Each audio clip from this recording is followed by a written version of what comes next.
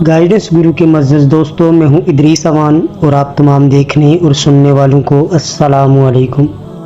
ناظرین، آج کی ویڈیو میں ہم آپ کو بتائیں گے نبی خدا حضرت ابراہیم علیہ السلام کی ازواج مطہرات حضرت سارہ اور حضرت ہاجرہ علیہ السلام کے بارے میں کہ جب نمرود نے ابراہیم علیہ السلام کو ملک بابل سے نکال دیا تو حضرت ابراہیم علیہ السلام ملک شام کی طرف روانہ ہو گئے۔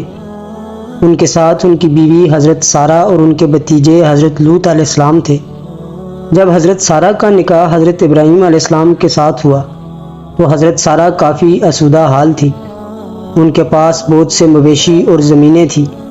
آپ علیہ السلام نے تمام اموال حضرت ابراہیم علیہ السلام کو بخش دیے۔ حضرت ابراہیم علیہ السلام نے اپنی مہارت سے تمام امور کی اصلاح کی۔ مویشیوں اور زراعت میں ترقی ہوئی، یہاں تک کہ بابل میں کوئی بھی ان سے بہتر حال نہیں تھا۔ اس لیے یہ سارا مال نمرود حضرت ابراہیم علیہ السلام سے لینے کی کوشش کر رہا تھا۔ چنانچہ حضرت ابراہیم علیہ السلام حضرت لوط علیہ السلام اور حضرت سارہ علیہ السلام کو لے کر چلے گئے۔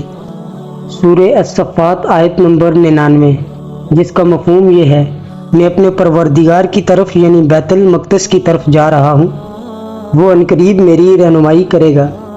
حضرت ابراہیم علیہ السلام ایک غیور انسان تھے، اس لیے انہوں نے اس سفر میں اپنی بیوی حضرت سارہ علیہ السلام کو ایک صندوق میں بند کر دیا تھا تاکہ وہ غیر مردوں کی نظروں سے محفوظ رہیں۔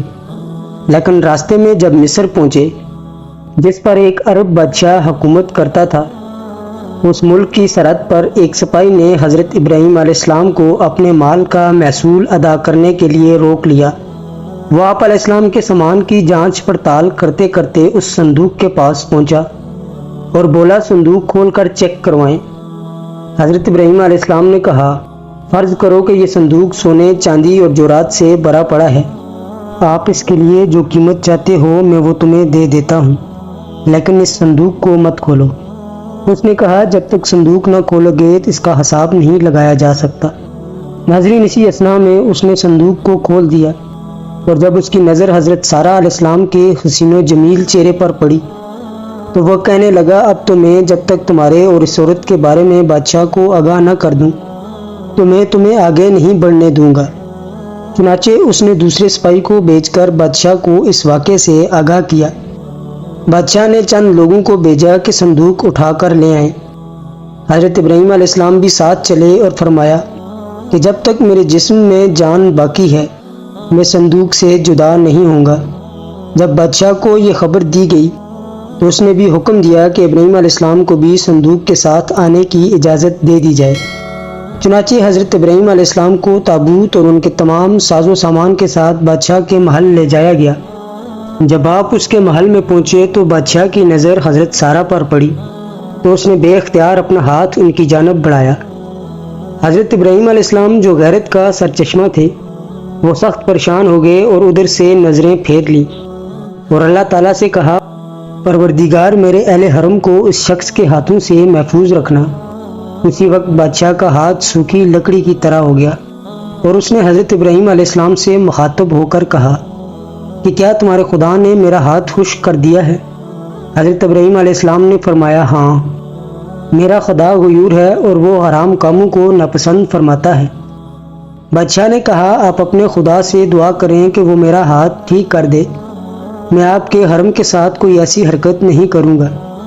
چنانچہ حضرت ابراہیم علیہ السلام نے دعا کی اور بادشاہ ٹھیک ہو گیا۔ تاہم اس نے دوبارہ حضرت سارہ کی جانب دیکھا اور اپنا ہاتھ دوبارہ ان کی طرف بڑھایا۔ ناظرین، اس بار پھر پہلے کی طرح اس شخص کا ہاتھ خشک ہو گیا۔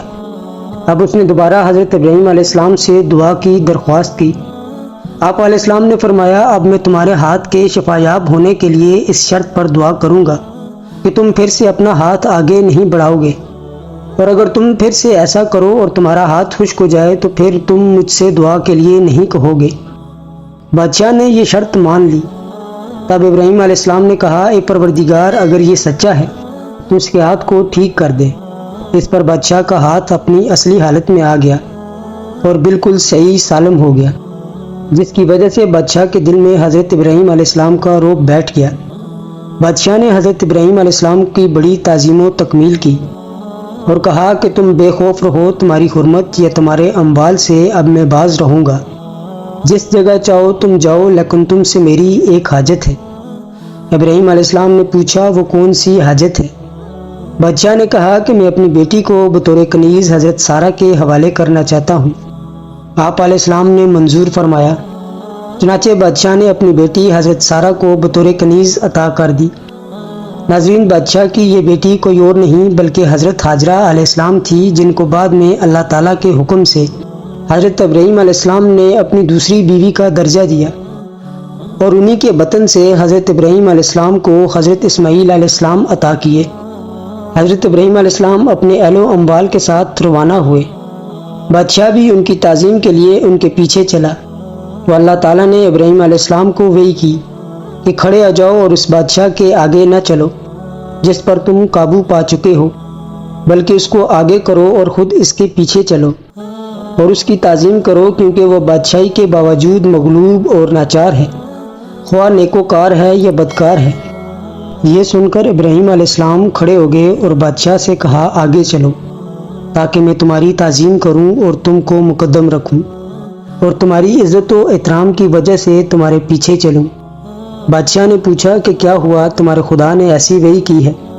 ابراہیم علیہ السلام نے کہا ہاں۔ اس نے کہا میں گواہی دیتا ہوں کہ تمہارا خدا صاحب جلال، بردبار اور کریم ہے۔ ابراہیم، تم نے اپنے دین کی طرف مجھے قائل کر لیا ہے۔ پھر بادشاہ نے حضرت ابراہیم علیہ السلام کو رخصت کیا اور وہ روانہ ہو گئے۔ ناظرین، اس ملک سے نکل کر حضرت ابراہیم علیہ السلام ملک شام پہنچ کر ایسی جگہ ٹھہرے جو فلسطین اور شام سے آنے جانے والوں کا راستہ تھا۔ اس راستے پر اللہ کے ان نیک بندوں نے رہنے سہنا شروع کر دیا۔ دوستو، چلتے چلتے ہمیشہ کی طرح وہی ایک آخری بات عرض کرتا چلوں کہ اگر کبھی کوئی ویڈیو کال، واقعہ، کہانی یا تحریر وغیرہ اچھی لگا کرے تو مطالعے کے بعد مزید تھوڑی سی زحمت فرما کر اپنے دوستوں سے بھی شیئر کر لیا کیجیے۔ یقین کیجیے کہ اس میں آپ کا بمشکل ایک لمحہ صرف ہوگا۔ جزاک اللہ۔ ناظرین، اسی امید کے ساتھ اجازت چاہوں گا کہ آج کی ویڈیو آپ کو پسند آئی ہوگی۔